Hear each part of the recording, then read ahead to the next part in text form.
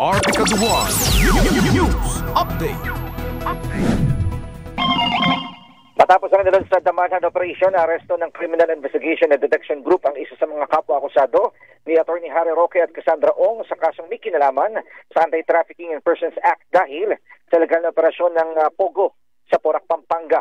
Kinilala ng CID ang suspect na si Elias Marlo na nahuli sa Barangay Tabun, Mabalacat City, Pampanga noong May 22.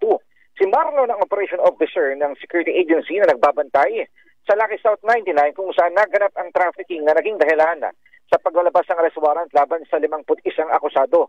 Wanted din ito dahil sa 10 counts ng qualified trafficking in persons kung saan walang inirekomend ng piyansa ang hukuman.